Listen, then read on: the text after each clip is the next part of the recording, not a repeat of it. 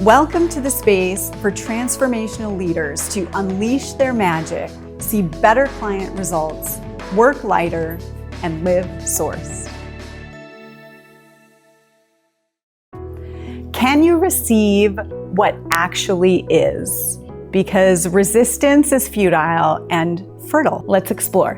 I'm Darla Ledoux, founder of Sourced, and I recently hosted a retreat where we did a lot on resistance. The resistance that enters the space. So if you've been following this series, we talked about focused intention on an outcome that we desire as opposed to split attention that keeps us from actually creating the outcome we desire. And then we spoke about actually holding the vibration of this outcome long enough to see all of the universe rearrange itself around that. When we see this vision, right, often what comes up is resistance, because we see this and now all of a sudden we see what is through a filter of wrong, bad, I need to fix this, I need to get rid of this so I can go here. Again, that's that attention diverted. So here's the thing, whatever is coming towards you, if you are in resistance to it,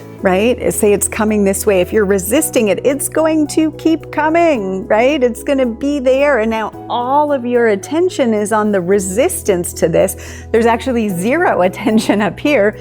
All of the attention is on resisting. And when we can receive whatever's coming at us, right, without resisting, it just floats on by. It actually moves through us faster. So resistance could be to a situation or a person, right? Someone who's showing up in a way that you just can't stand. It just drives you crazy and you're gonna fight against it. Maybe it is a societal problem or issue, right? Something that you see that you really want to fight against. That's what we're taught. Fight against the thing that is the problem. Again, when we fight against, we're just keeping it in place, and now all of our energy is on this. And in fact, if it went away, we wouldn't know what to do with ourselves, as opposed to being able to receive it and let it float on by.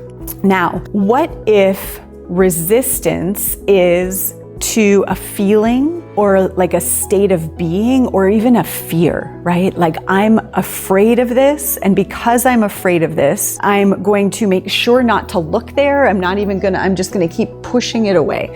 So I'll give you an example. There was a time when I was moving through my divorce last year, trying to stay focused on the business and creating and moving forward. This fear kept coming up, this deeply held fear of inadequacy. And I didn't know it was there. It was surfacing at a new level as a result of the breakdown of my marriage. I didn't want to look at it. In fact, the thought of being inadequate was so like, I hate that, right? I'm a competent person.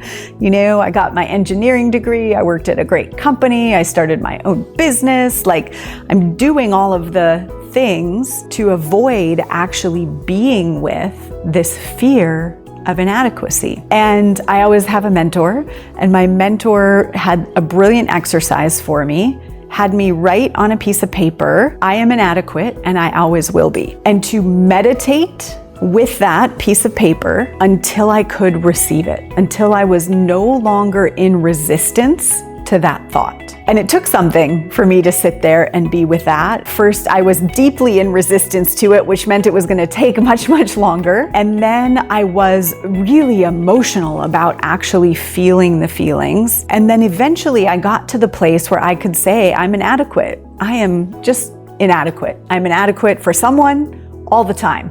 Right? I'm inadequate at something all the time. It doesn't mean that I'm not also adequate, but I could actually be with that without running away. I was able to receive it. I was able to not resist that idea. Maybe it's shame for you. Maybe it's feeling stupid. Maybe it's something in your story or your upbringing or your family of origin that you're in resistance to being with. Can you receive what is and allow it to float through you, allow it to actually transmute within you?